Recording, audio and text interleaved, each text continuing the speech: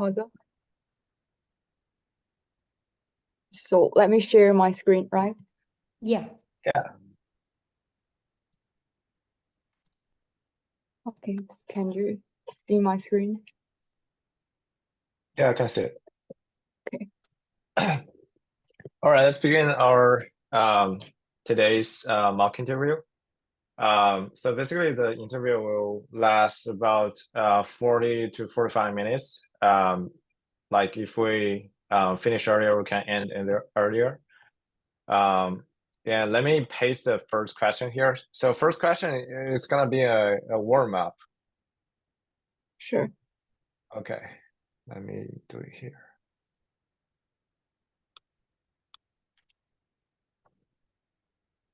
All right, so you have a telephone keypad, and for telephone keypad it has different numbers on the keypad from like 0 to 9, and there's a sharp and star, things like that.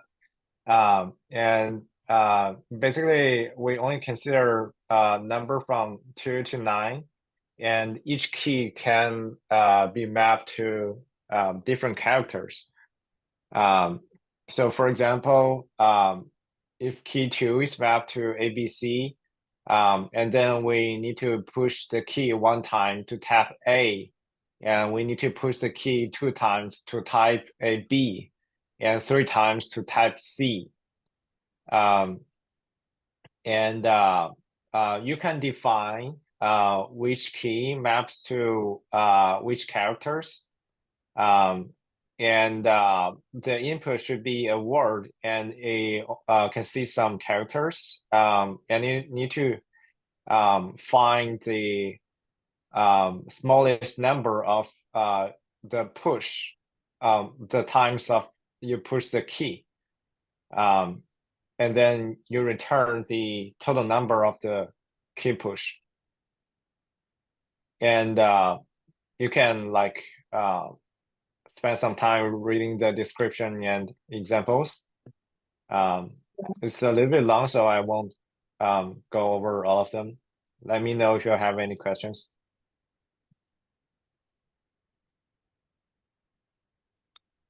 I'm reading the description and the example. Yeah, take your time.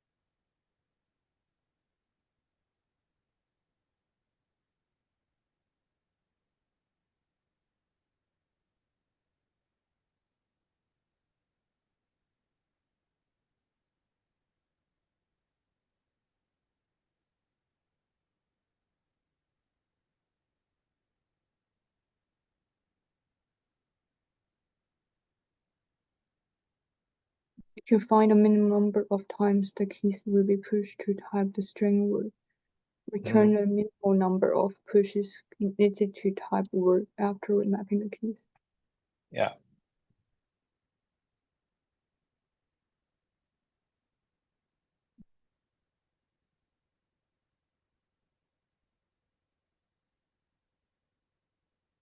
Yeah, so for example 1, you have A, B, C, D, E, right? Yeah. So you need to define which key maps to which characters. So in the example here, like you can see there's a map in explanation, and the key is like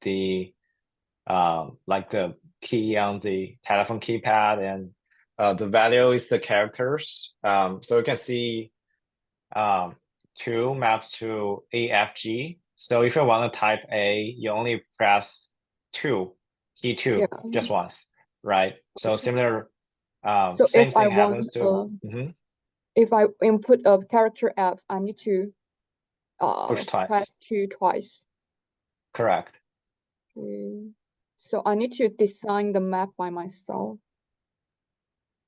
or Right, you right. You need to define the mapping yourself, like which key maps to which characters. Oh.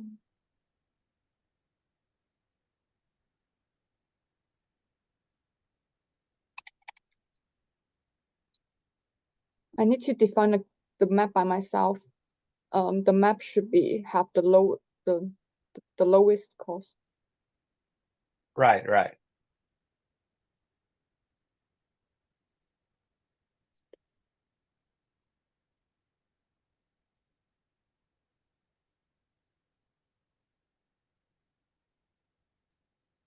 Yeah, any other questions?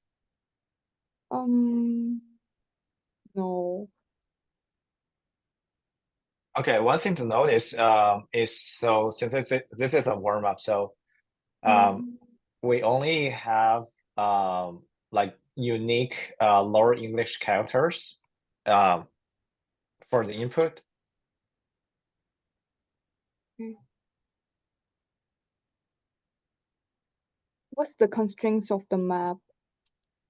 There, like the map. constraint is you have only key 2 to key 9. Okay. Yeah. And you cannot press 0, 1, star or sharp.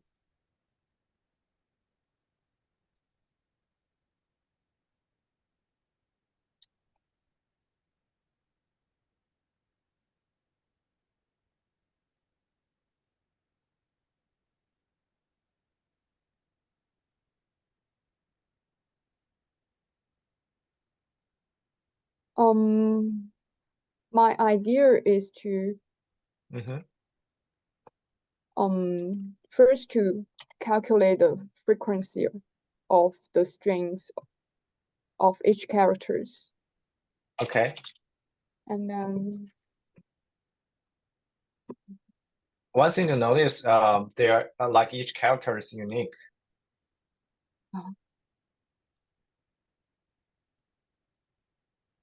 each character is unique, so it only shows once in the. Correct. So at maximum, you only have 22 characters in the word. So this is a warm up. Don't think it's too hard. Oh. Um.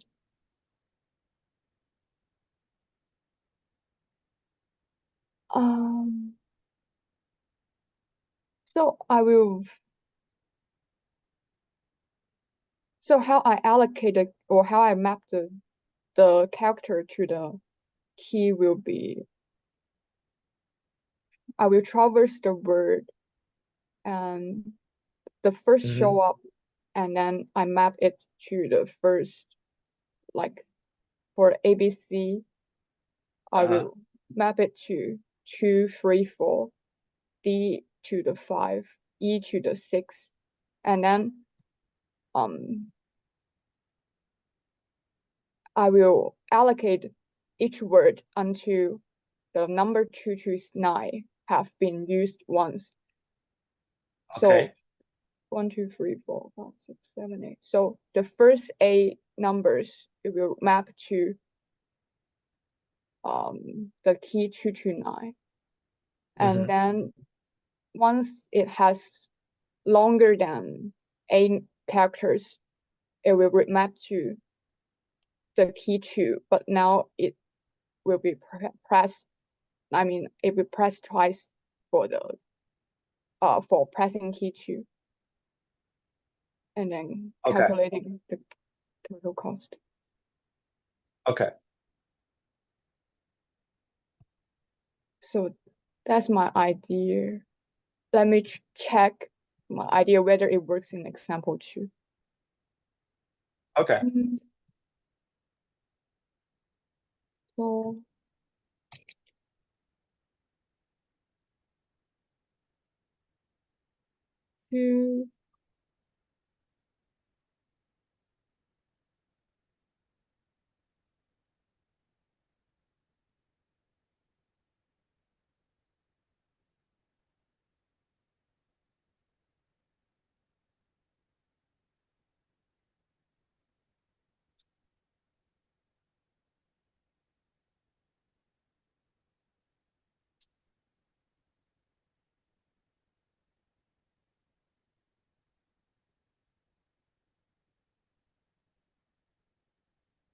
I think it works.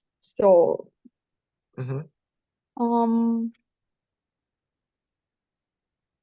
should I output the whole keys that like Yeah, the output is allocate just the total 26 numbers, total no, the 26. output is just the minimum number of the total push. I see. So that's my idea. Yeah, it looks good to me. Can I close it up? Yeah.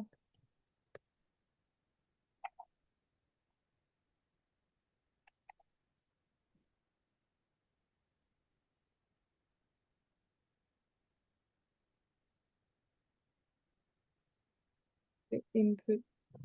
So you're using Java, right? Some other strings, words, or letters on this thing. Are you using Java? Yeah. Okay.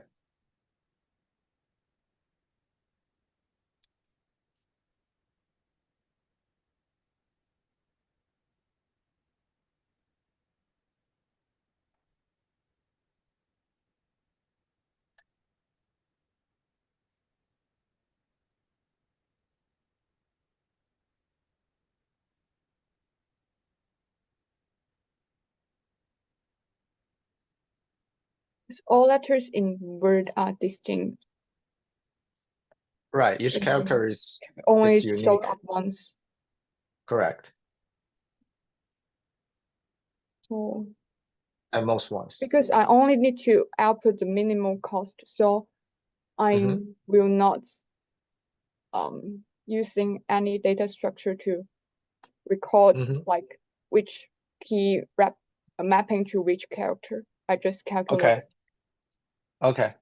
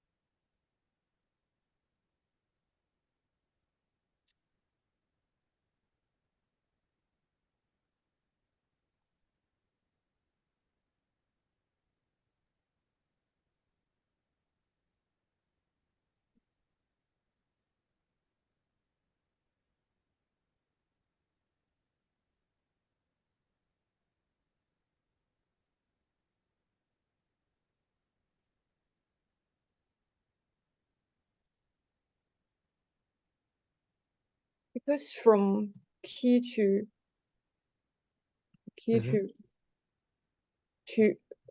9 there are 8 characters. Right, 8 numbers, like 8 keys on the keypad. 8 numbers. Yeah, it's okay. Okay.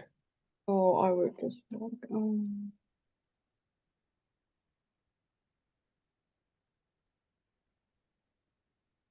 I will just check the current index, divide the number 8 if it's equal to, not if. I mean, its cost equals to I divided the 8. So for example, it's the first 7.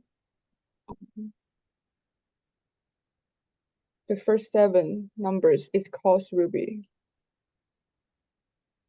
let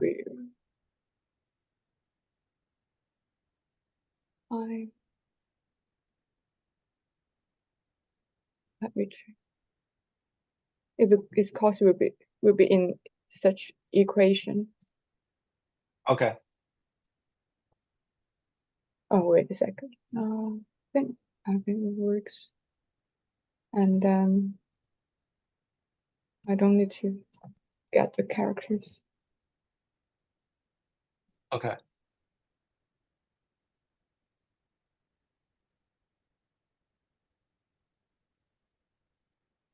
Yeah, it's okay. You can ignore the uppercases because it's just Google Doc thing. All right. So, quick question here. So you're getting the length of a string, right, in Java, and like the length itself is a method or a property. The length Yeah, input dot length. here, Right. it's the property. It's a property. Yeah. Okay. All right. It's a Yeah. method. So I call the method. It will have the brackets. yeah. So you mean you don't need parentheses here? Huh? I don't need the brackets. I mean, I don't need the brackets here. All right. Go ahead. Can you test the some examples to make sure it works? Sure. Yeah. So let me design some test cases. First,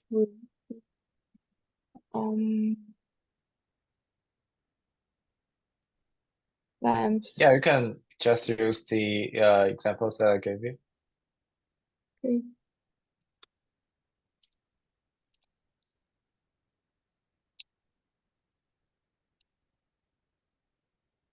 Let me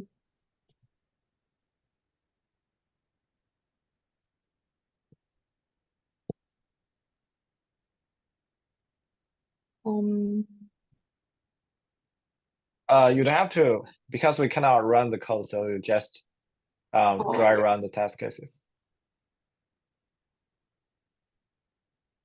Should I tell you how it runs? For example, like input this this test strings, and then Yeah, for it's example, okay. this lamp is 5. I mean, it goes into the for loop, and then calculate how the cost, the value of the cost iterated one by each I mean, time. Should I yeah, I explain mean, like you don't have to write the actual task code, Yeah. but you can go your way Okay. because there's Google Docs, so we cannot actually run Yeah, code. I see. Yeah. I explain it how it gets the calculation, how it gets the return value of the cost. For Yeah, you example, can like. Mhm. input A, B, C, D, E. So in each for loop, it goes 0, 1, 2, 3, 4. And then each cost 0 divided A, from 0 to 4. All the value divided by 8 equals to 0 plus 1. And then each time its cost will be added. Okay. So the value will be the final cost will be 5. And then I will try another test case that Okay. it may be its length equals to 8. That's my second test cases, and one to larger than 8.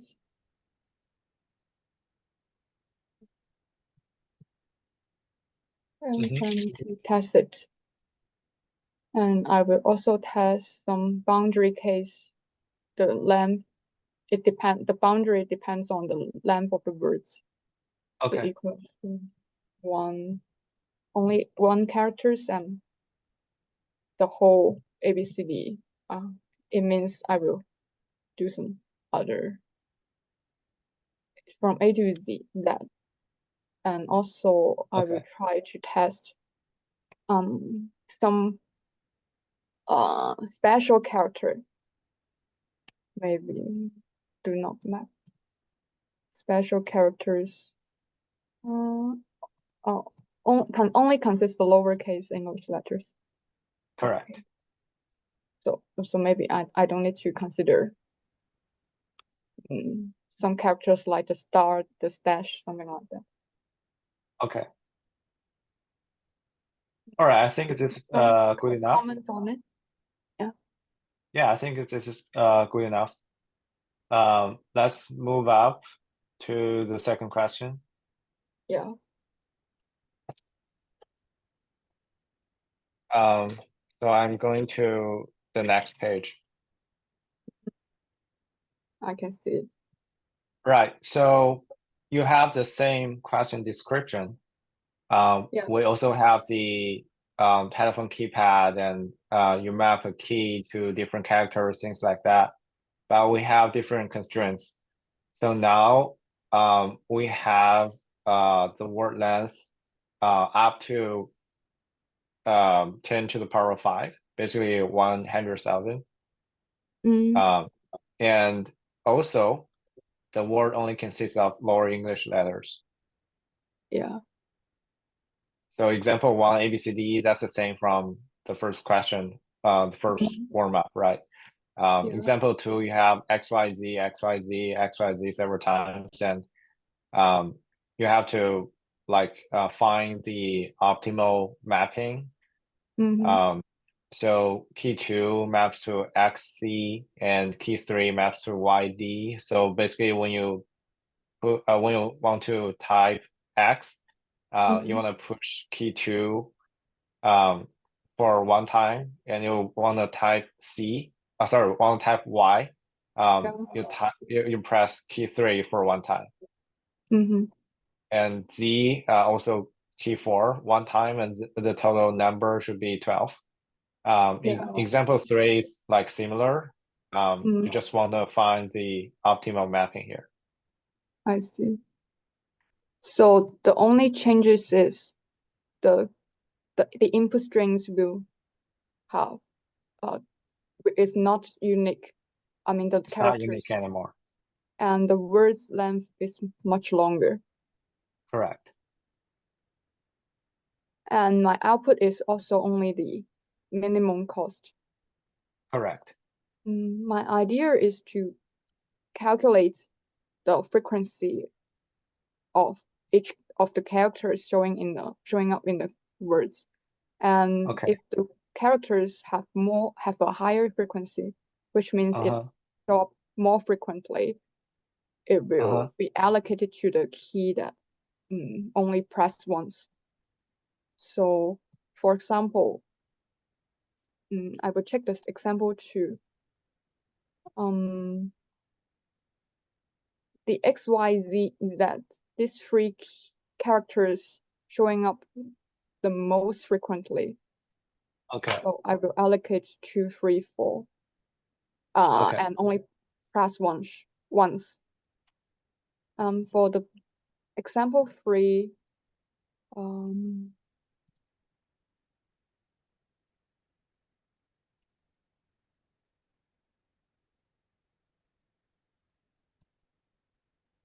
there are 9 different characters.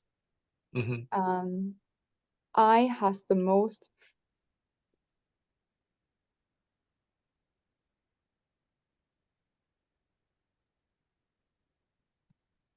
its frequency. I has the most frequent, showing up most frequently, so it must be allocated to only press once. So for me, I will allocate it to A, and the other characters, it doesn't matter. So so that's my idea. Okay, sounds good to me. Can I write up the code? Sure.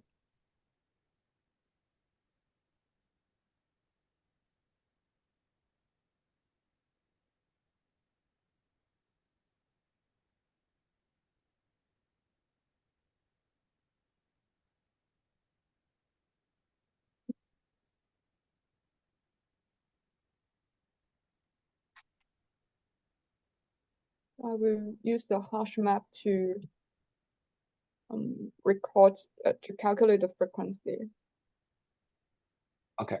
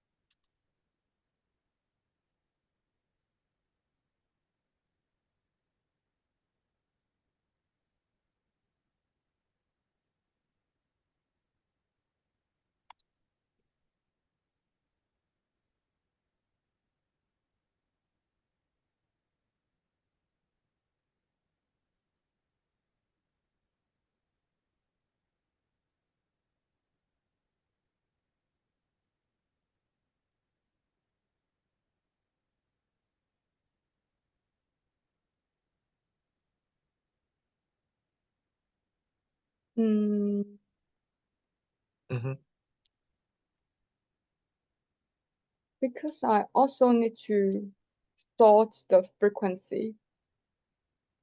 Okay.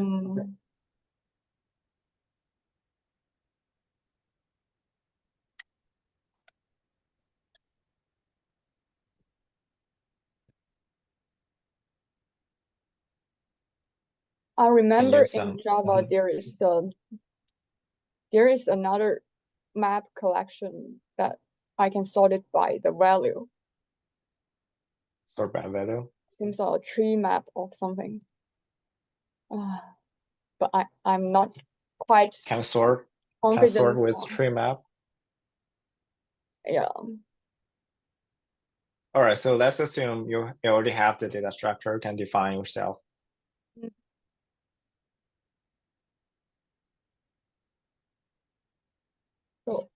So assume the tree map. Sure.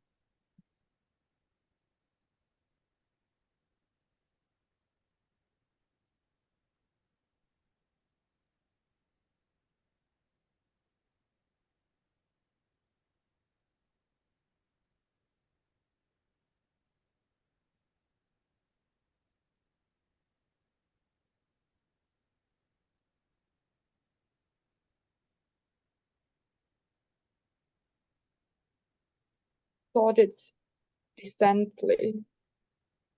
So from the larger showing up more in front. Okay. Then what I need to do is to traverse the map. Okay.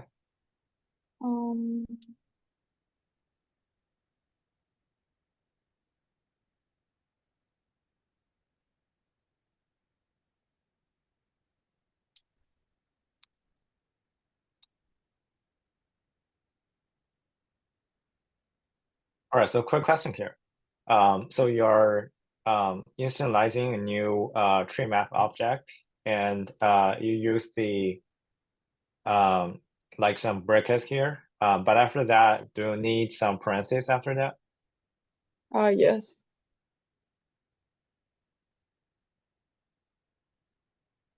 Okay.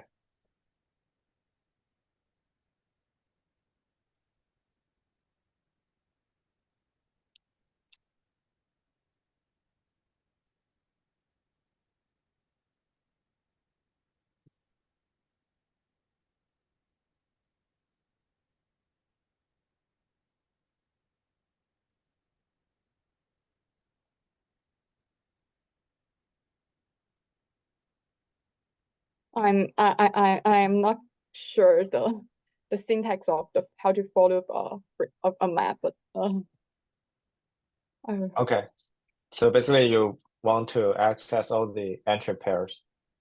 yes, There's a entry map in Java, right?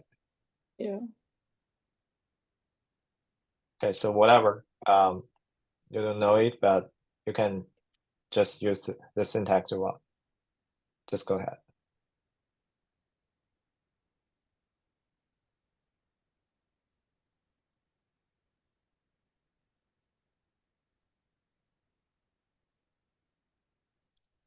So I will use another counter to record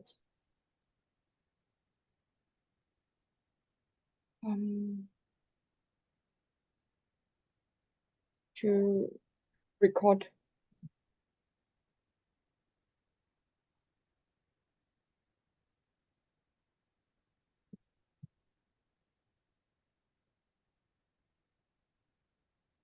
this counter is to record it's how to say it?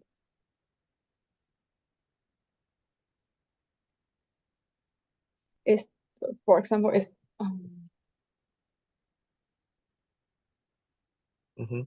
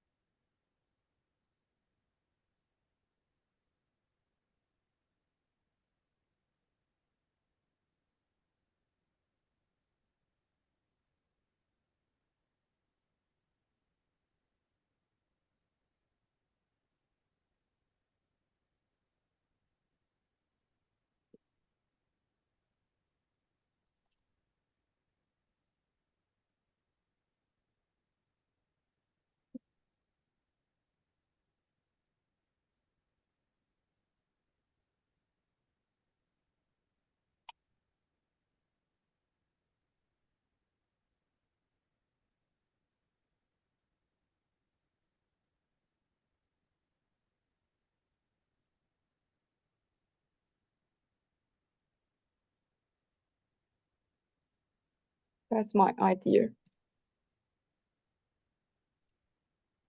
So Okay. the first step, the first A characters that has the highest frequency, they will be allocated the key 2 to 9. So its cost is 1.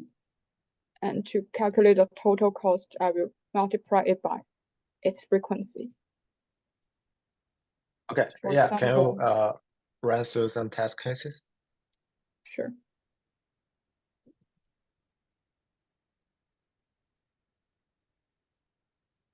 For example, this one Mm-hmm. in the tree map, it will be sorted in the order like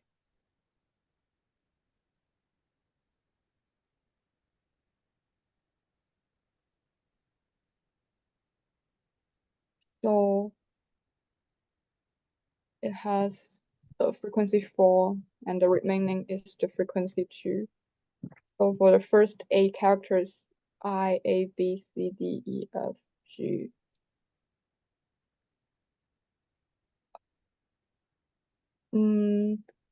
It's each every time its cost is 1 based on this value. So Okay.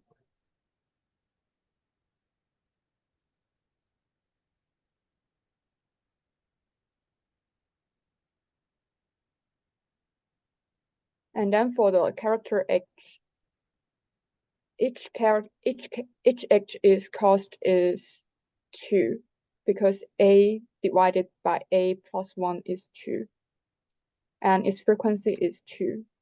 So this is the total cost.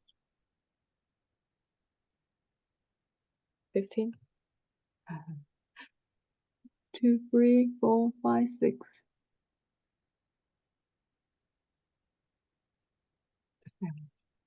What?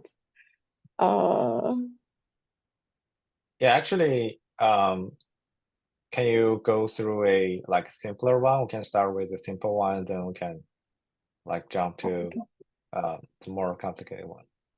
This one. Oh, okay. I think there's some error. Here is 2. Okay. I think I'm a bit nervous. I'm No worries. afraid it will be not correct my method. So the frequency X will be 4. Actually, it's all just the frequency will be 4. okay. Okay. So to follow the tree map, each entry's cost will be 1. So the Okay. cost will be like 1 multiplies 4 plus 1 multiplies 4. So it equals to 12. Okay. Yeah, it looks good. So that's my idea on this. Okay, This and problem. for sure. And for second test case, can you test like one thing that you have the number of characters larger than 8? Sure. Yeah, I assume you already have the frequency counted, and you don't have to write up the word itself. Oh.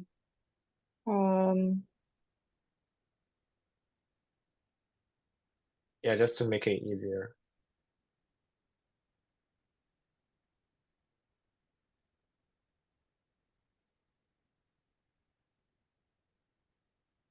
Something like that. Yeah, Well, let's assume you already have them counted, and you can throw some numbers you want to test. For the lucky 8 character who can press only once, it will be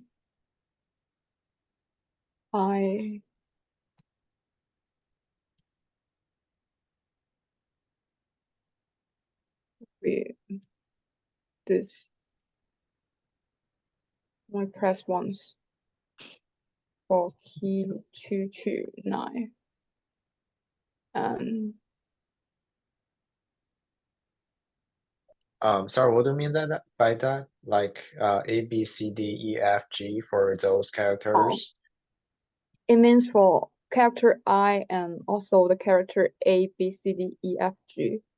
It will be allocated to key 229 and only press once. Assume we don't allocate yet. We're just counting the frequency as the input. And we'll go through the code, right? Okay, go through a code. So yeah. So in the map for loop, it will traverse the I first, and then now when it traverses the character I, its cost will be now count equals to 0. 0 divide 0 by 8 plus 1, it will be 1 multiplies its frequency. Okay. Then for the remaining entry pair, the entry pair of A to G, because its counts is less than 8. 0, 1, 2, 3, 4, 5, 6, 7. Then each iteration, its entry cost is 1, and then multiply its frequency. Then because I have 7 iteration, it have the same iteration. So I calculated the cost equation like that. And then for the remaining characters from H to HJKQ, this times here,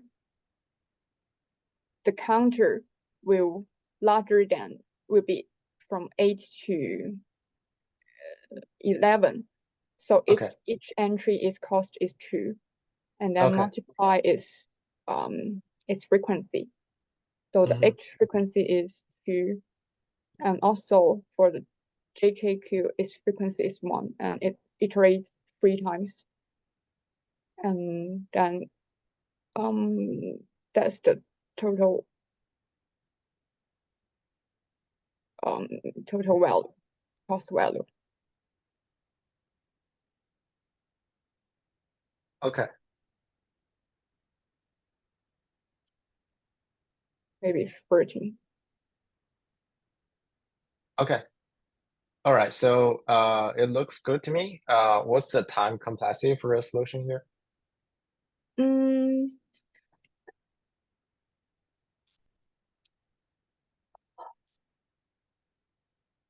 Actually, it depends on how the built-in collection tree map is designed. Okay. So assume we have n characters in total. N characters. Like n unique characters in total. And you want to sort those entries, right? Yeah. I mean, the main time complexity, I think it's in the sorting process. So what's the time complexity for sorting?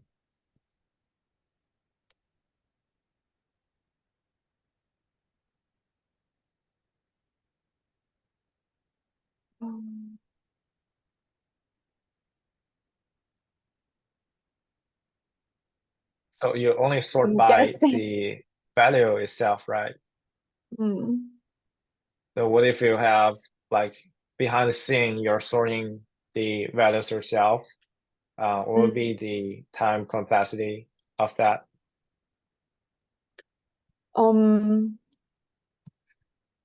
If there are n characters in the inputs, the sorting time complexity will be n log n. Okay. But because I use the tree map, it will sort it. I mean, it will maintain the sorting order every time I update the frequency. So I think it will be kind of complex, or kind of like more time complexity. For tree map, internally, does it use a heap? Doesn't use a heap, or it uses a heap? If it uses a heap, like each time you put a new character inside or a new entry inside, you update something, will be the time complexity for that? Okay. For a heap, it will be log n. Right. So the total, I mean, after running to this line, it will be still n log n. Correct. Yeah, go ahead. And okay. And after that, after sorting, what else do we have in your algorithm? I do the for loop for the tree map. Mhm. It depends on how many characters. So for example, We have n. we have n characters, but no, we have the length is n, but suppose Yeah, I mean, we have k characters. Okay. So here, this function, it will be k.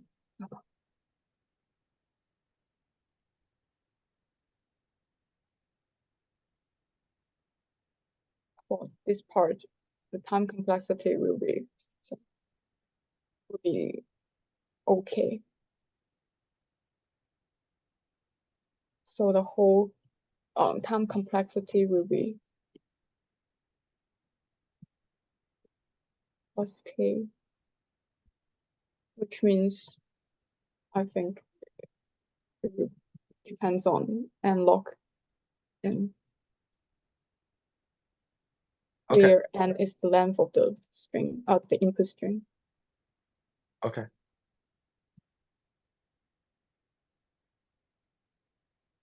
All right. What about space? Actually, it reminds me of kind of better time complexity solution, which is not to sort it when I calculated the input, but just after I finishing calculate the frequency, and then I sorted each entry pair.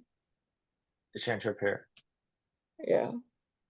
And because sorting is each entry pair, its time complexity will be k log k.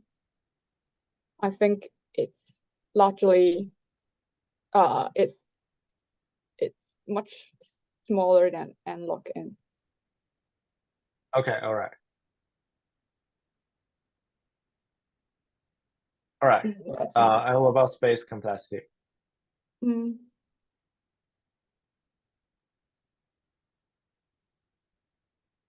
So what else we need to do for the mocking interview or for this problem?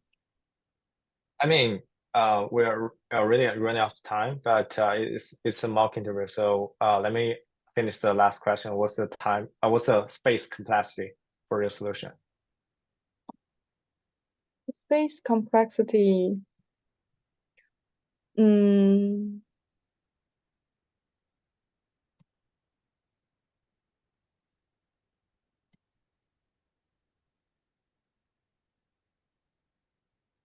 I need a map which mostly have 26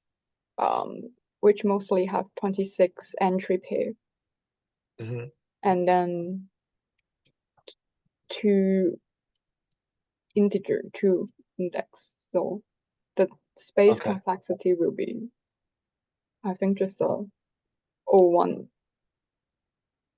some or okay. The k depends on how many unique characters in the input string. Okay.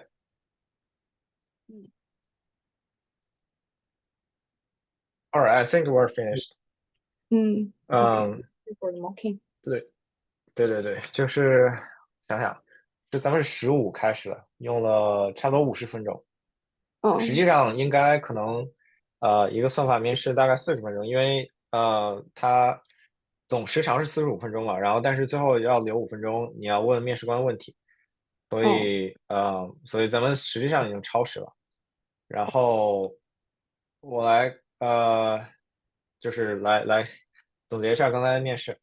实际上这个就是聪明的小伙伴已经发现了，它是一个周赛题，是周赛。我翻一下，周赛381里面的2道题，第一题和第3题，这2道题我觉得就是挺有意思的，所以他们比较考验基本功，所以来做 mock，然后和大家分享一下，然后给一个参考，就是我当时做周赛的时候，第一题因为比较简单嘛，然后就很快写完了，然后看第二题不会做，就是周赛的第二题不会做。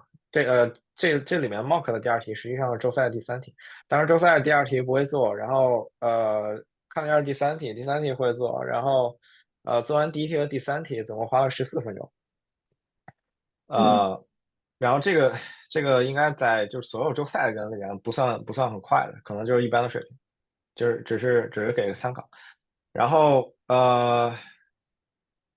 就是这个题就是这两个确实是它的题目比较长，所以我不知道这个就是适不适合做面试题。就如果什么公司有面试概览的话，它可不可以做面试题？但是就是我想的是，我来用这两题做 mock 嘛，然后我会留给你足够的时间来读这道题，因为我觉得在面试里面就是你去做一个你不熟悉的东西，然后你怎么和面试官沟通，你怎么去理解这个东西，它也算是面试的一部分。而且就是理论上读题应该也不会占用太长时间，可能顶多你就往长了说3-5分钟吧，没把那个题读完。所以就 anyway，它是一个 mock 的面试嘛，然后也不会就是太有很多条条框框的。然后总结一下刚才的话，我觉得你的思路都是没有问题的。然后就是有些比较 minor 的东西，然后我需要点一下，就是首先就是第一题，那个就是你看完题目，然后说那个思路是就是没有问题的，然后呃，然后最后写的应该也都你有些小磕绊，但最后写的应该是没有问题的。然后有一点就是一开始的时候，你在读题的时候。然后这个时候可以问我一些clarification question，这些你也问了，但是有一点是就是你一开始你可以问一下它的 output 是什么，就是在任何题目里面定嗯义它的 input output 都是比较关键的。一开始的时候你就看说它 OK 它的 input 是一个 word 嘛，然后是 A B C D E，然后是 whatever，然后 output 一开始你想的是它有可能要 output 它的就 optimal 的那个 mapping。它可能二对应嗯是这个，三对应是那个，然后实际上它最后 output 只需要一个 integer，只需要它 optimal number。如果你开始就是抓住了这个 output 的话，可以让你的就是思考会简单很多。嗯、然后还有一点就是你开始写 code 的时候，我说 can you code it up，然后你开始写 code 嘛，然后这个时候最好提一嘴就说，就是一般这个时候面试官会说啊、就是你随便用任何语言，然后我一开始想的是这个 default 是这个，然后你可以就是 whatever 你 choose whatever language you like，然后这个时候你最好提一嘴就说 OK，那我用 Java。这个就是一个 neat，不是说就是怎么说一个至关重要的东西，但是可以最好提一嘴，这样的话会避免一些 confusion，因为可能有些语言它的syntax 很像嘛，然后这样的话可以 make sure 你和面试官都 on the same page。嗯然后后面的话有一个小点就是我中间问你说 input 的 length。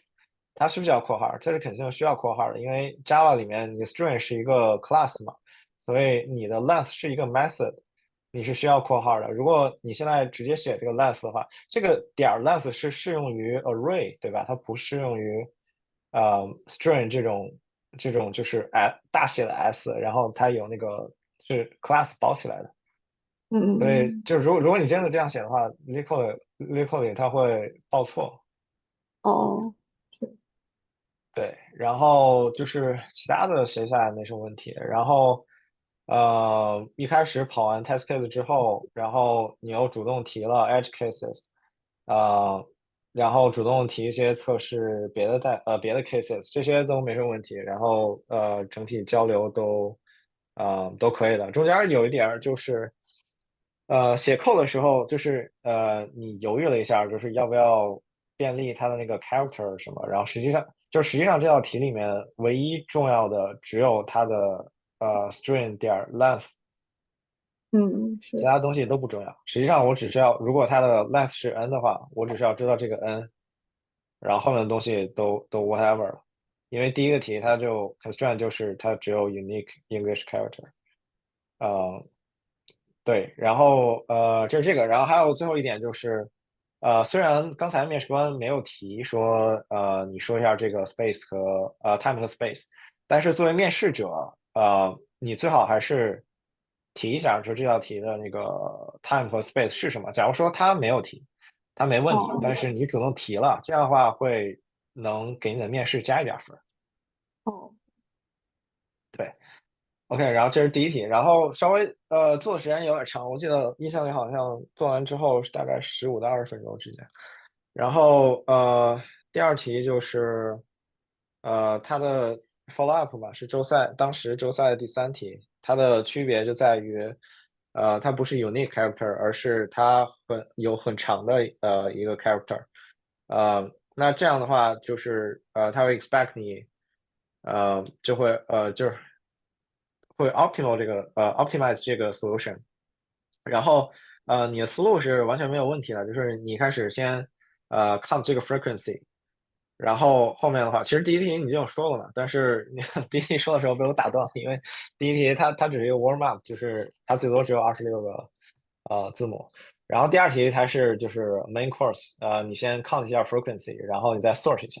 然后你再按照那个就是 frequency 从大到小排序，然后你再去，呃，就是用当前的这个按键的次数乘上它的这个 value，对，这些思路整体也是没有问题的。然后还是就是实现了一些小的细节，会有一些这种 minor 的一些问题，就比如说一开始你写那个 map 的时候，你少了那个小括号，这个在 Java 里面肯定是需要这个小括号的。然后其次就是就是你先 count frequency，然后你再去 sort 这些 frequency，这些就是应该算是 Java 里面不算是 Java，就是在做题里面应该是比较常见的一些操作。就这个你可以回去再看看在 Java 里面应该怎么实现。我对 Java 也没有那么熟，但是刚才这小伙伴已经在那个 chat 里面提了，其实我也大概同意。我印象里 tree map 它就是 maintain 一个类似于红黑树或者一样什么什么的数据结构，然后它 sort 的是 key，呃，然后就是我印象里好像是你在就是扯它的时候，你在 get 它的时候是类似于 heap，你只知道第一个数它是最小的或者最大的，咱就说最小的，它就只是 maintain 一个 heap，然后sort 的话，我不清楚它可不可以就 sort 那个 value。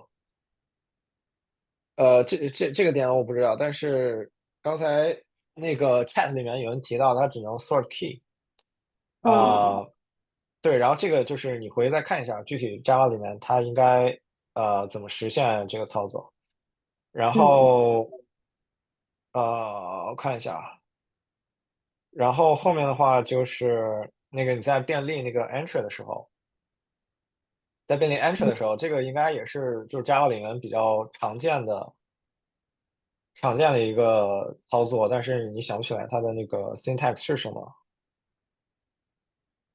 这个你需要再回去看一下。然后就假如说你在面试里真的在这里卡住了，你可以做的是，就是你直接便利它的 key，便利 key 你肯定会对吧？你便利 key，然后你哦每 get 到一个 key 的时候，你再 get 它的，就是在那个 for loop 里边儿，你再 get 它的 value。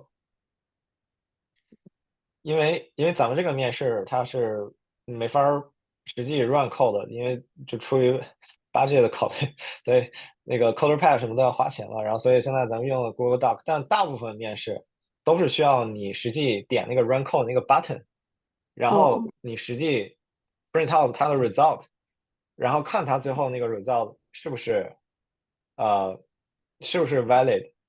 所以，如果就是假如你真不记不起来这些 syntax 的话，那就是实际 run code 的话，它是 run 不起来的。对，然后我看一下啊，然后回到刚才的那个，就是你 count frequency，然后再 sort 这个，因为这个题目里限制它只有lower English letter，所以它最多只会有26个 unique character。实际上你可以用一个 array，你在 Java 里你用一个 array，它只有它长度是26嘛，然后你把所有的 frequency 给 count 起来，然后再 sort 成一个 array 就可以了。这个是就更简单的实现，然后在便利起来的时候也会更方便的去便利。而且实际上在这道题里面 character 是什么不重要，重要的是这个 map 里它存的这些 frequency 这些 number 是什么，这些 integer。所以你用一个 map 就已经sorry，用一个 array 长度为26的 array 就已经足够了。然后即使他说就这道题它不是 lower English letter，它是任意一个 character，那你用一个长度为256的一个数组也足够了。这个是另一个思路，就从实现上面是更简单的。Java 来说是这样，嗯，然后下面的话就是你 count 那些就是 sum up 这个应该没什么问题，就便利一遍那个 map 嘛，嗯，然后后面的话，呃你在就是run 一些 test case 的时候有一点小问题，就是因为一开始上来就是选那个最难的 test case 来跑，所以哦就是如果是面试的话，最好就是从一个简单的 test case，比如说你就 A B C D E 嘛，然后你就说 OK，它的我跑之后 frequency 是这个东西，然后我在便利 map 的时候，它中间变量是这些东西，然后我最后的那个 result 是这样，把这些中间变量列下来，然后最后 get 一个 result。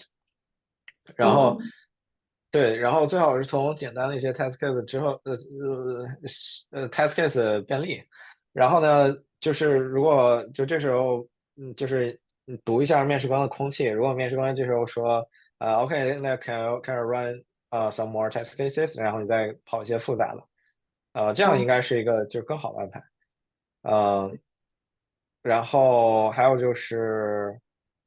呃，就是后面你在分析那个实验复杂度的时候，假如说咱们这个 Word 里面它有就是 Word length 是 n，呃，然后它 unique character 是 k，对吧？就是后面你说的那个假设，这样的话，它的就是假如说这个 tree map 真是一个 heap，它的实验复杂度也不是 n log n，它实验复杂度是 n log k，因为你最多只有 哦，k 个 entry。对吧？对，对的，所以这个的话是就是怎么说一个小的扣分点，然后呃后面的话应该没什么问题，就是你说那个 k log k 的时候嗯，，OK，然后 base 的话就是 OK，这个没有什么问题。对，应该差不多就是这样，就是总体来说题目思路没什么问题，然后写起来还算 OK，中间有些卡住的地方，不过大体上还 OK。然后沟通的话，我认为就是中间会可以再可以再打磨一下，就是有些可以和面试官主动问的东西，然后呃怎么说，就是有一些呃呃就是需要呃 clarify 的东西，然后后面的话就是test case run 起来可能就是再需要练习一下吧，就大体上来说还是不错。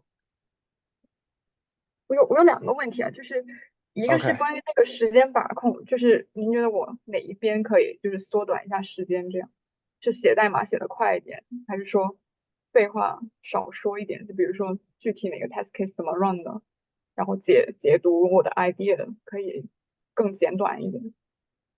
实际上我觉得就是run test 就是写代码的时候，你可以就是写，我还是跟之前的 Mock 建议是一样的，就是你每写一个 code block，你提一嘴。就刚才实际上的话，你的那个就写一个 code block 的时候，可能你也没怎么说，那最好还是你写一个 code block，你提一嘴。就假如说，举个例子，就是你现在停这个界面，然后你就说。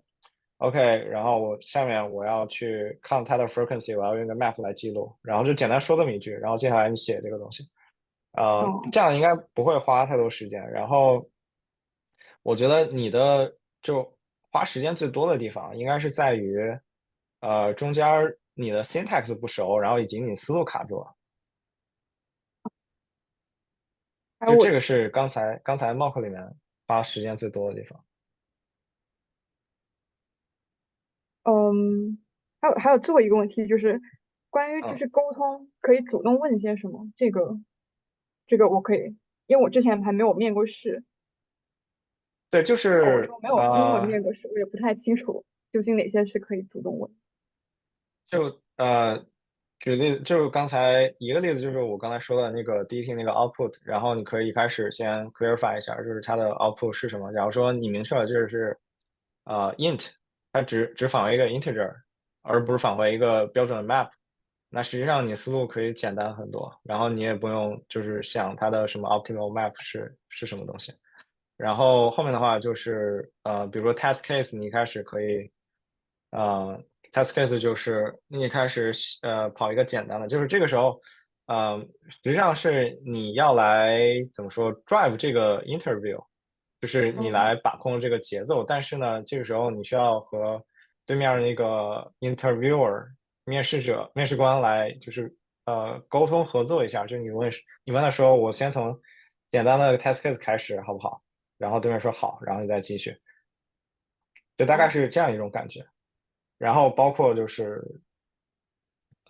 什么 time and space 啊，就是你可以主动提一下，嗯，对，大概就是这样，那我们第一轮的 mock 就结束了，对，差不多。那个下一轮，谢谢你。对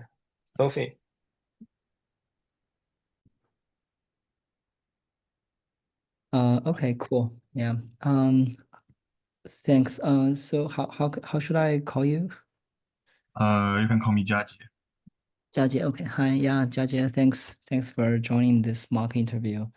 So I have two questions, one behavior question, and then we will go to this simple design question. Let's just get started. So for the first question I have is, could you tell me a major failure you had during your work experience? Major failure? Yeah.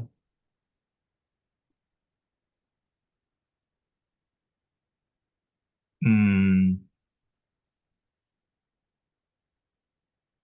Yeah, I would talk about an ETA pipeline project I have worked on before.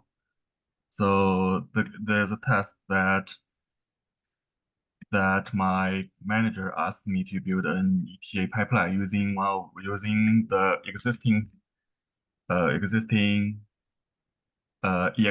existing file and use Microsoft ADO to build an automatic pipeline that runs weekly to execute the file and calculate the ETA of the given data queries and store it into stored data into database. So I first built the pipeline, and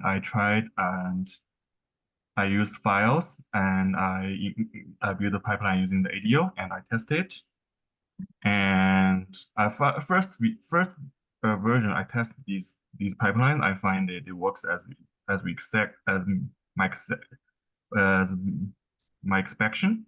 But I have that I ignored in that one file and one execute command line. The execute result will def it will the it will def I didn't handle the date parameter correctly, so that in some of the date the command will in that style will fail, so the parameter will fail, but it does not show up in the date when I do the test.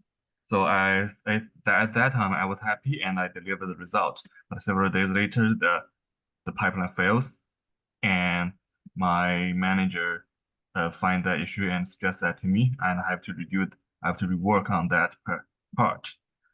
So as a result, my managers uh, addressed that to me and think that I should be more careful and be more should be more aware of the should do more tests while after finishing the implementation, and also we should be more aware of what's each component's behavior while I'm doing the development to handle potential bugs. That's a failure on one of my work experience.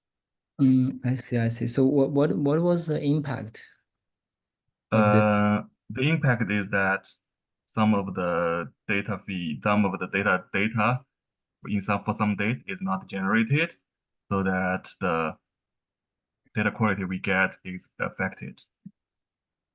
So how big is how many customer is like impacted, or how It's not a customer face. It's data for internal analysis and internal data analysis pipeline. I see. So okay, so what did you learn from this failure? Yeah, I learned that in development, as mentioned by the manager, test is very important, and also for we should not be satisfied with like pass the test as Yeah. now. We should think about in long term what could happen, and we should also be in the development. We should be clear about the behavior of each So component. okay, so what is the action you took after this? Yeah, action I took is I reworked and I fixed that pipeline and make sure that in different dates that, and I also learned how to execute for file, how the file needed in that command line step behaves. I studied that correctly. I said that I review that code once again and understand this step more clearly to fix that bug and to make sure that the pipeline will run correctly every day, every time.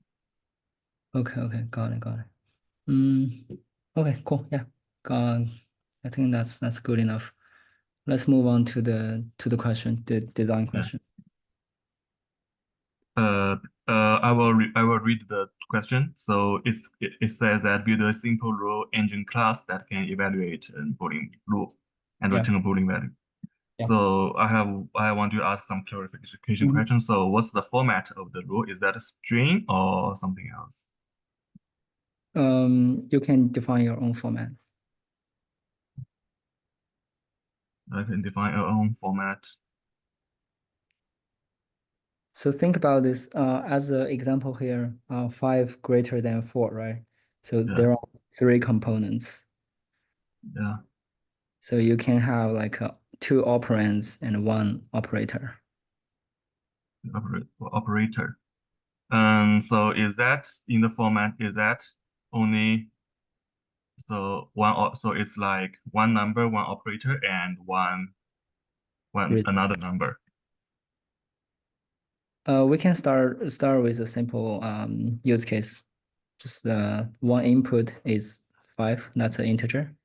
One operator greater than, that's you can think about it as a string.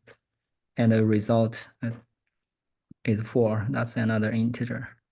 Yeah. And for the operator, so it can be like greater, smaller, or greater or equal, smaller than equal, etc. Yeah. And equal. Yeah. So it's 5. Yeah, we can start with those 3. Okay, so I think it's as a engine case that evaluates a Boolean rule. So one interface in Java is very fit for this case. It's called predicate. So maybe I will first design a rule. Yeah. Design a class called rule.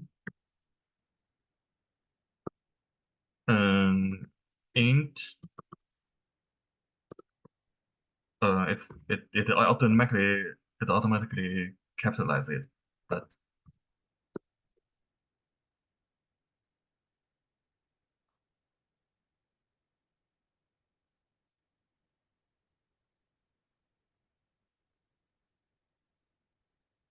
the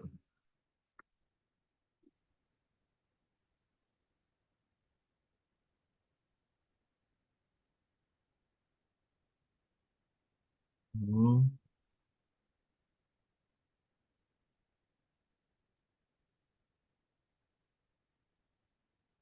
that's the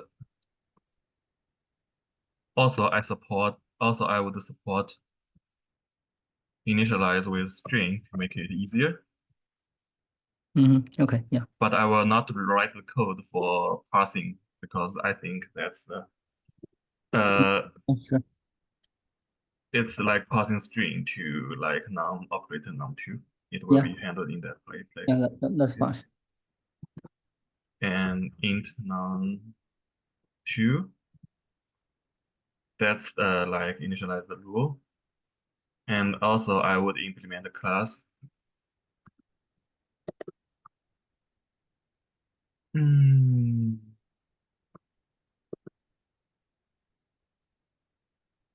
Rule evaluator.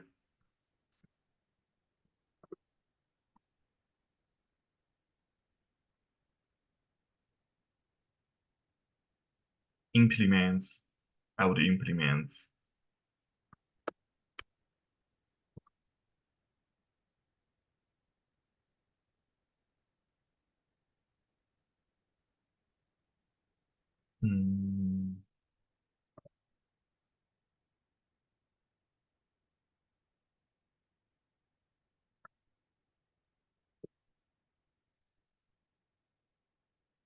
implements then and one class.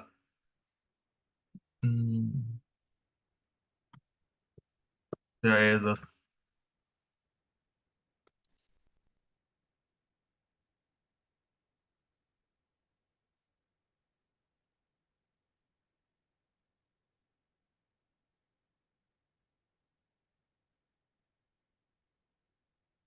just the rule.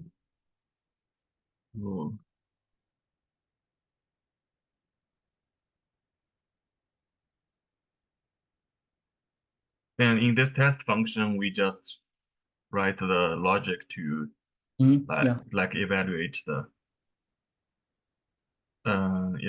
the value.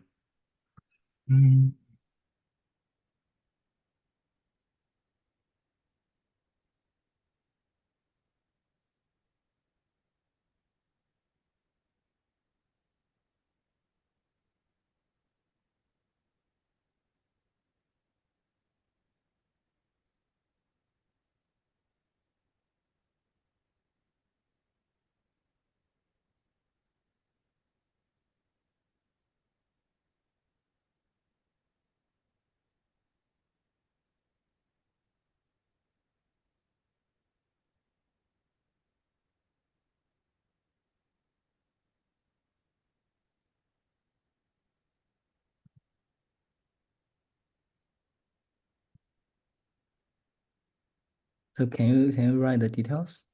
Like the logic of the of your test function.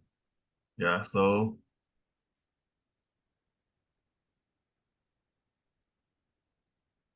it can be that. So we can say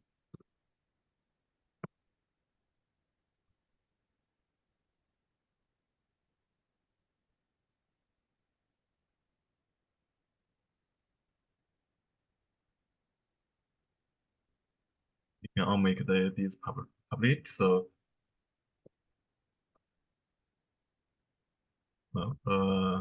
maybe not good. So we can implement some get function. Yeah.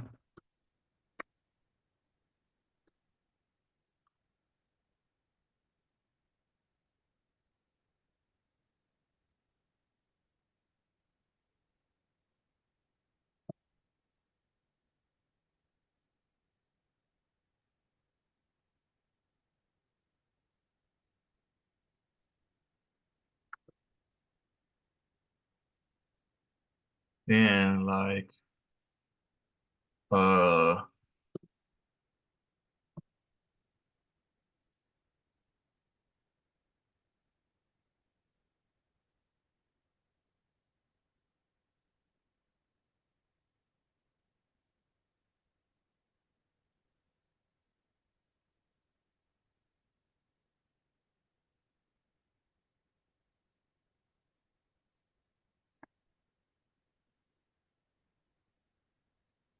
that. So, and we define a switch operator.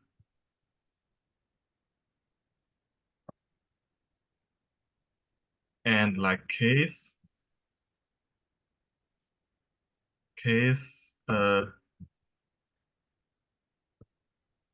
return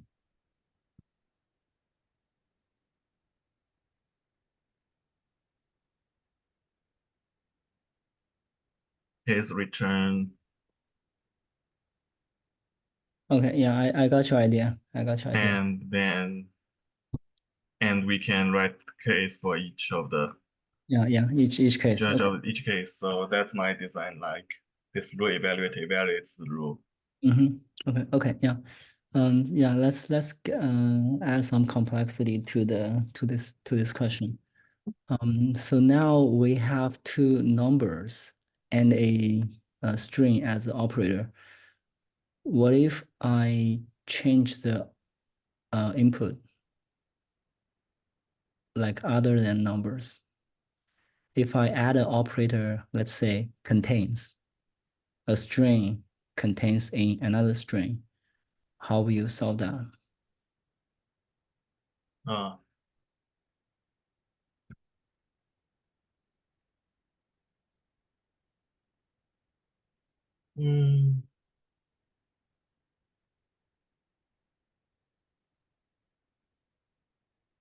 String contains another string. Yeah.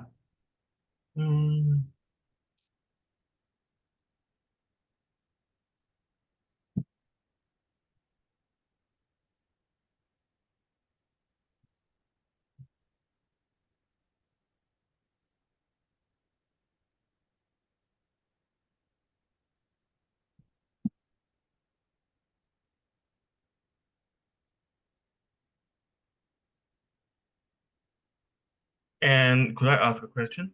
Yeah. So in that case, so like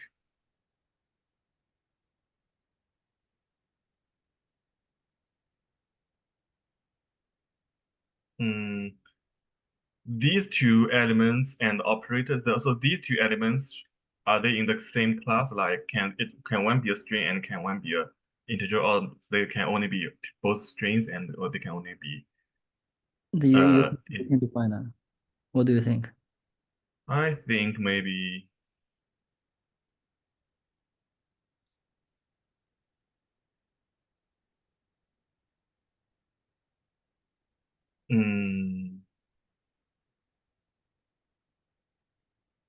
maybe I think we should not eliminate it, so they are maybe not the same.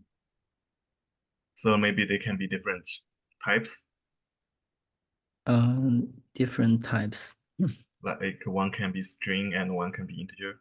Why? We should support that. What's the benefit for that? Maybe like we can say a value like, is it possible like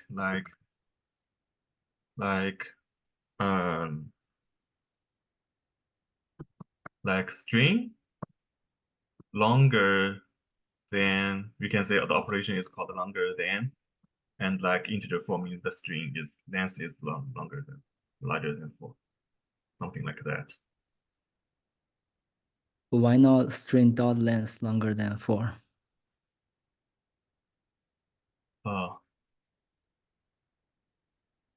Or let me think. Yeah, let's focus on the contains case. If you contains case, yeah. If we add contains as the operator, how would you modify your design?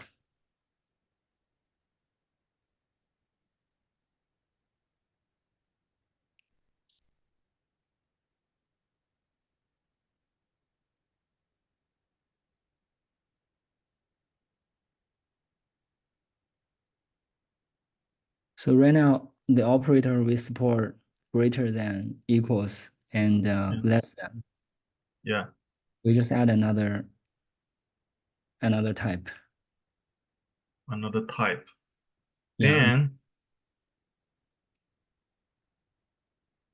Then It's apparently one approach here is you add another case in that switch logic. But currently in that rule definition, we only support int.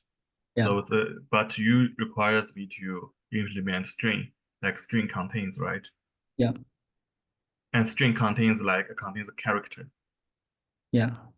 I would say in that case, we would like a template, like rule type T and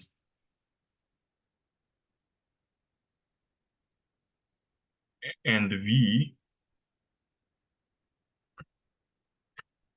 and V, maybe this is type T and type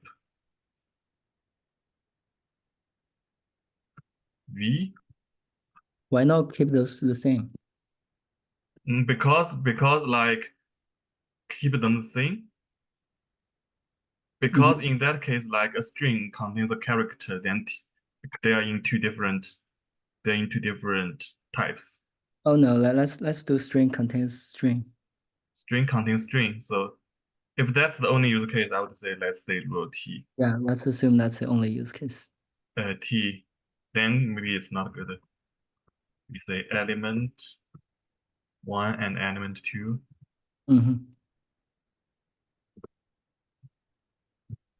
And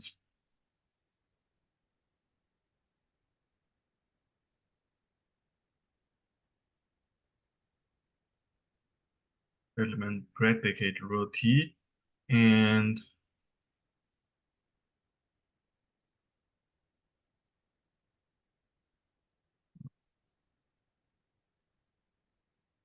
test rule T rule.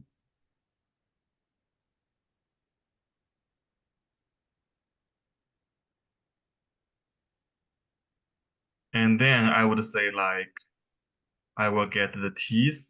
And in operator, we will say case or different operator, and we will return. In each return, we will define the calculation. We will define the calculation we need to return. Like, for example, I see. Contains something like that. Then return. Actually, it should be element 1 contains element 2. Something like that. Okay, yeah. I think that works. Okay, so let's add a bit more complexity to the question. What if I want to evaluate two rules at the same time? Like I add a condition, say, rule A or rule B. Rule A or rule B, because I think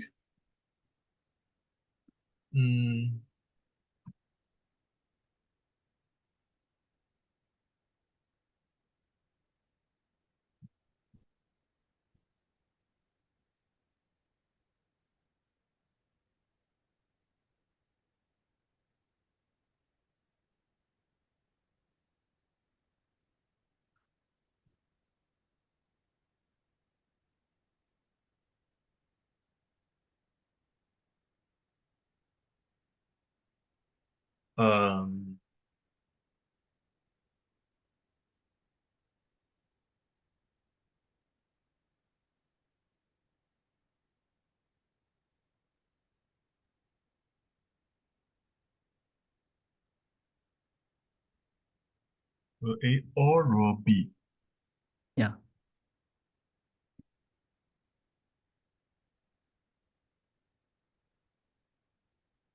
So you will at least have two rules.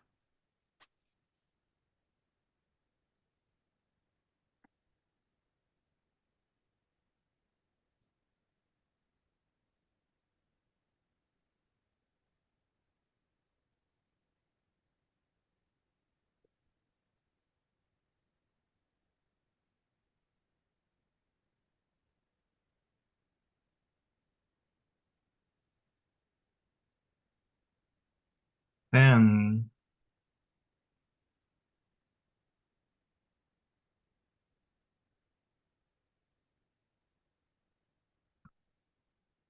in this case, we can just return we can get rule evaluator Mm-hmm.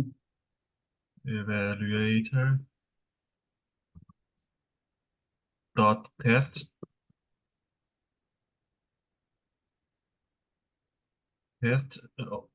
or dot test rule A or rule evaluator dot test rule B, something like that. Yeah, so what if we want to send a collection of rules and condition at the same time to you? And how would you use the rule evaluator to parse that? Parse that.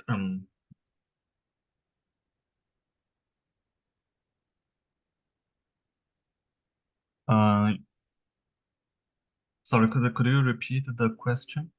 So what if your test function, the Yeah. rule evaluator test function, accept a list of rules and plus the condition? So this is as a like an input. You have two rules and a condition. Yeah. And how are you going to handle that? So a list of the rules. No, let's start with simple case. Those two rules and the or condition, right? And then you have the solution saying that I can use rule evaluator dot test against A and or against B. So you still have another layer of translation, right? You need to translate the or condition. How are you going to translate this relationship?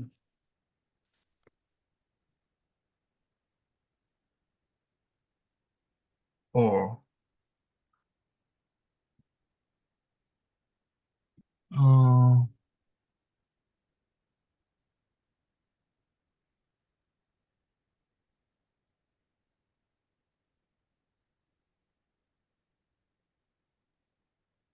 How about we define the interface for the rules and for the condition, and rule A or rule B.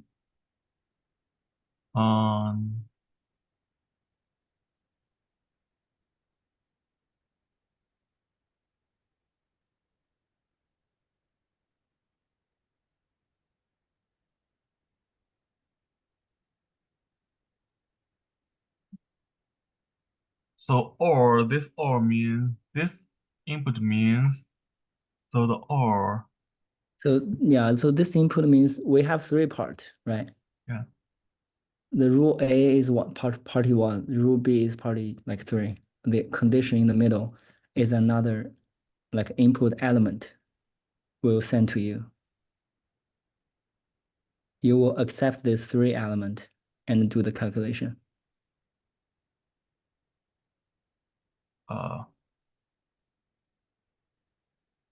So what do you give me as a in the last line is you already know this is a or. Yeah, let's fill in the details. How did you know this is a or? And how are you going to take care of that?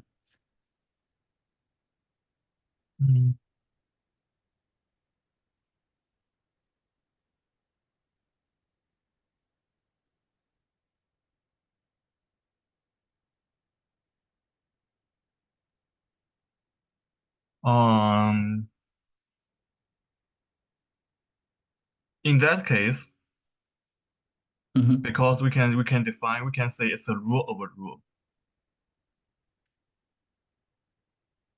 A rule over rule. You mean the You mean rule. this is a rule? This because we are saying rule T, right? We can say then we can say it's a rule of a rule. In that case, we can say it's a rule of the rule. And like element 1 is rule A and its operator is OR. And rule B is Another element rule. 2 is another rule. Yeah. And in that predicate, we can say that operator, then we can say case OR. We return evaluates.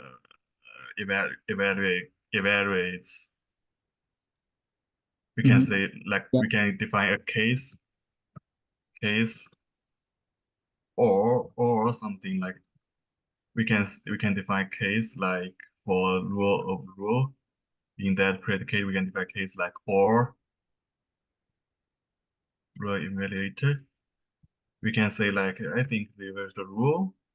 We can define cases like or case and for case or we can say like rule evaluator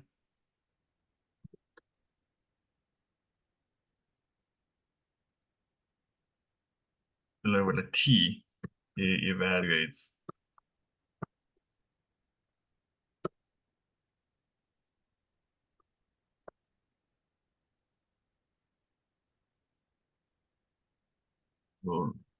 rule A and or rule evaluator evaluates rule B and for and we can say evaluates rule A and evaluates rule B. And so I will handle this case in this way. So regard it as a rule, regard it as a nested rule, saying the first element is a rule and second element is rule and or is operator. Yeah. Yeah, if that's the case, then I think your solution works for this one. But how are you gonna handle if I have another or like a rule C? How are you gonna handle that?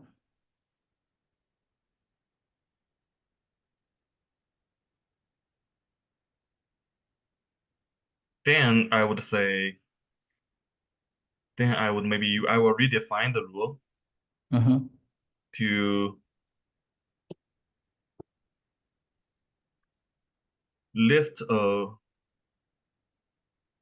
to define like list of T and list of operator.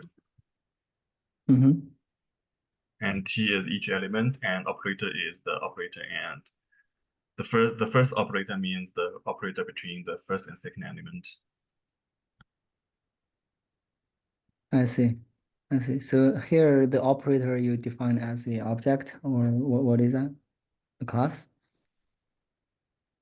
Operator is the string. Operators. Okay. So like row A operator or row B or C, it can be like a list of or list like row A, row B, row C. I see. Okay, yeah.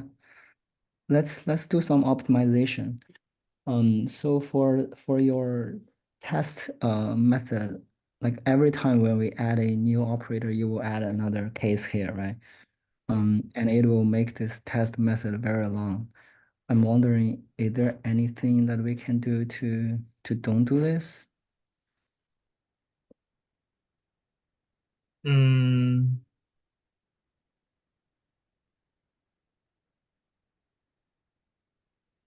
Because you already know each operator can operate in a certain way.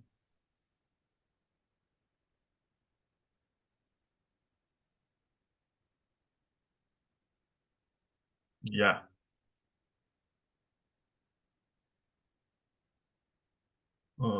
Operator can operate in a certain way. So Yeah, so what if you let the operator do the logic? Yes, then I would say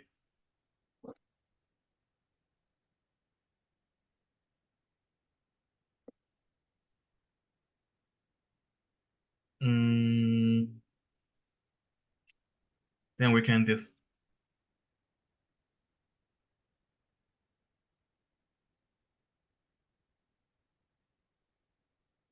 let me think. Let the operator do the logic. Then we can have a class for the operator. And in the operator, we can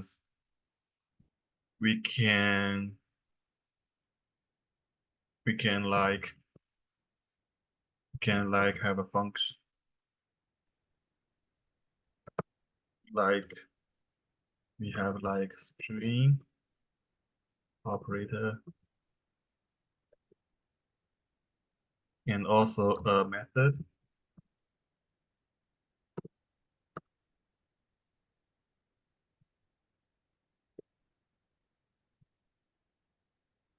like so the operator return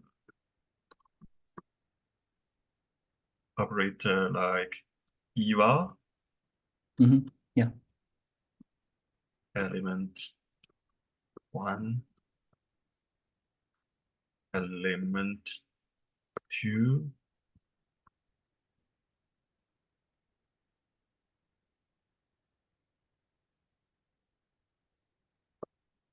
like eval and in this and then in this case and like then in that case, because the rule we have a list of operator T and list of we can see a list of operator.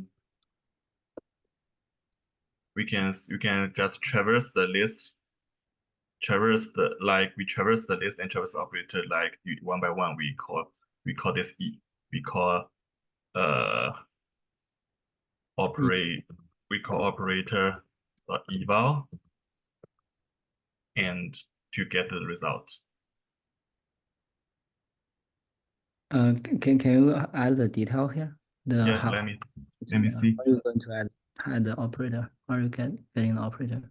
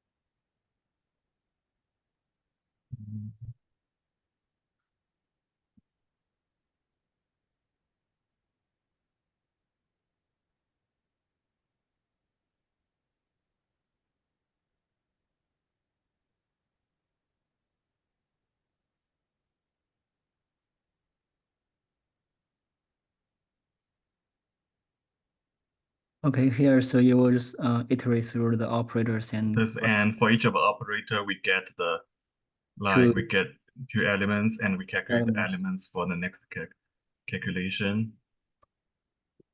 And we have a boolean like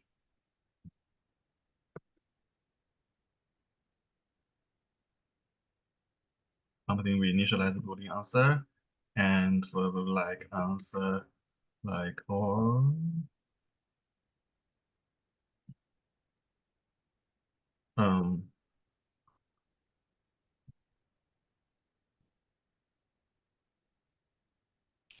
like list operator row A or row B or row C, right? Or row B.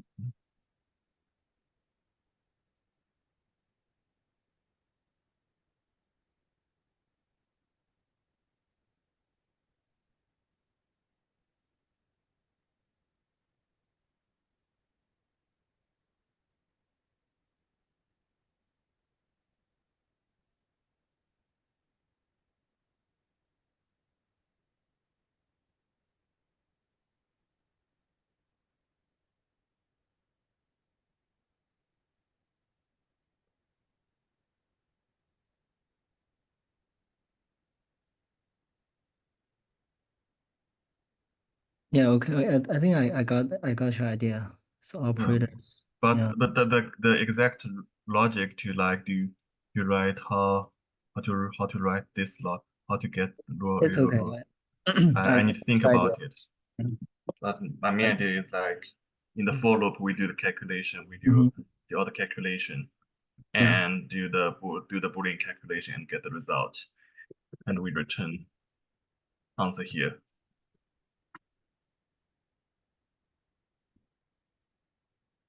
Yeah. I got your idea. Okay. I think that's good enough. We can stop here. 这个问题以前没见过，感觉好，感觉我想到哪儿写到哪儿。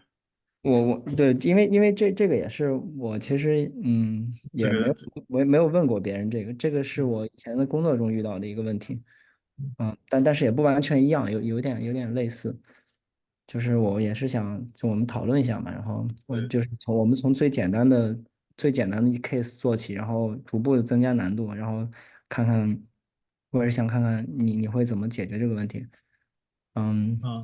我们可以先说那个 behavior question 吧。我不知道你之前是，有没有面过就是这种 behavior question？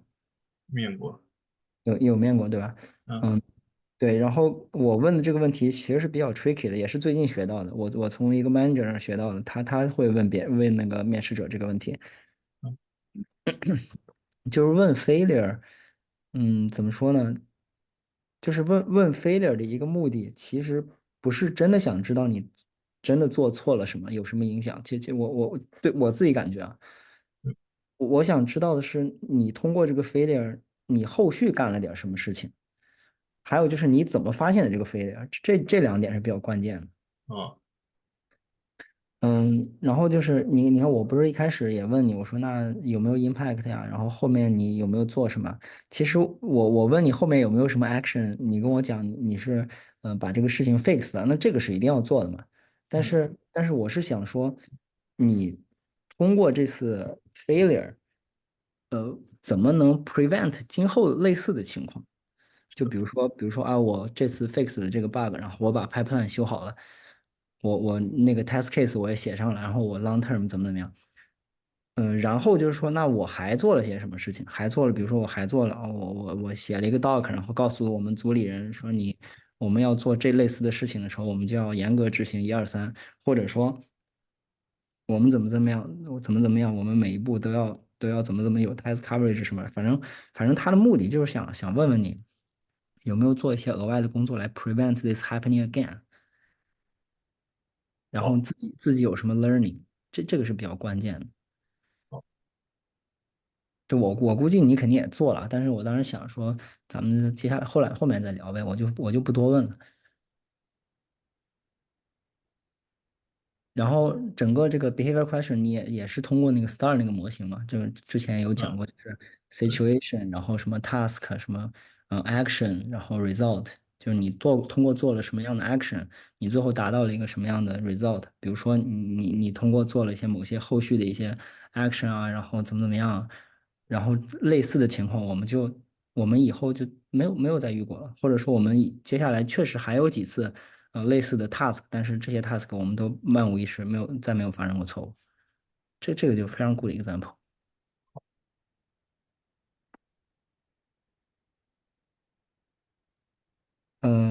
然后这个 design 这个题，我们可以我们可以稍微讨论一下。这个一开始蛮好的，一开始因为咱俩不是一起讨论了一些，你问了一些 clarification 那些问题嘛，然后是的，对这个 return 这 element 到底是什么啊这个 rule 到底是怎么回事儿？我其实一开始想说，我说要不你 design 吧，但是我后来一想，我说不行，我还是得跟你说的再具体一点。所以我说有两个 element，一个 operator。然后呢，这个 operator 这个东西它比较 tricky。你这边写了是一个就 string，但是这个 string 就在实际的那个工作中，它不是很就不是很那个什么，不是很 它是 free format，它不是很那个 defined，所以你最好就是情况下，你上来就 define 一个 enum，你把你的这些 operator 放到这个 enum 里，这样会比较好，就更规范。然后对，然后你上来define 这个 rule，其实也蛮好的，就上来就 define 好一个 class。然后有两个 element，但是呢，一开始不是也说了嘛，这个 element 我们都是 integer。这样就造成了后面需要有一些改动。但如果你如果是把这个 element 你也 define 成类似的那种 object 或者是什么 interface 之类的，这后面你就可以随便扩展了。就像这样，就是用一个，就是说那个 嗯，element 对，就可以随便指。我就可以随便扩展了。我觉得这个反正你后来想到了，我觉得你整个其实这个做的其实蛮好的，因为每一个 follow up 问题也很快就想到一个解决办法了。我估计我觉得这个最大的问题可能还是在就这个加了一个 condition 的情况下，就这个加了 condition 的情况下，其实是会稍微复杂一点。但是你上来给的这个答案，其实我当时是愣了一下的，我说，哎，还能这样做？就是入点 test A，然后or 入点 test B，那个入 evaluator 点 test 入 B。这个跟我想象中确实不太一样。我想的是怎么样的？我想的是你其实可以把这个 input 这种都define 成一个 interface，然后你这个 element 这个 rule 然后从那个 interface 里 implement 出来一个叫 rule element component 或者 rule element，然后这个 condition 你把它叫做 condition element，这样的话我传进来的时候，我就是一个 list of rule element 这样一个东西，然后我在内部我在这个 rule evaluator 内部，我去 manipulate 这个东西。当然这是我当时的想法啊。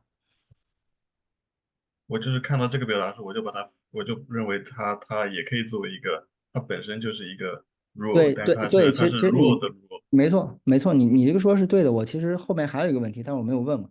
我想的就是，如果你有 nested 的情况下，如果我给你这样的一个情况，你怎么办？比如说 and rule C，我这儿加了个括号，这个情况下你就需要一个，就像你说的 rule of rule。嗯，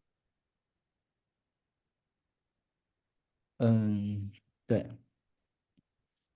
然后后来，比如说后来说到我们如果把我们加成3个 rule 的情况下，然后你这不是换成一个 list 吗？其实这样就其实是非常复杂的。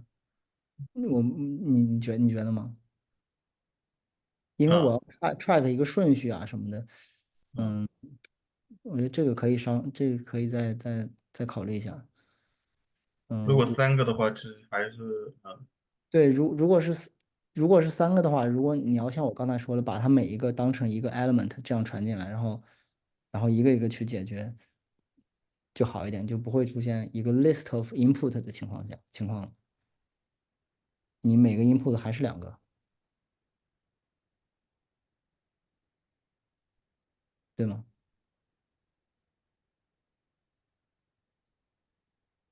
就 list of element，但是对，就是你 list of，比如说 list of rule element，然后这里边你传了3个东西嘛，传了一个rule A，传了一个 or，传了一个 rule B，传了一个 and，传了一个 rule C。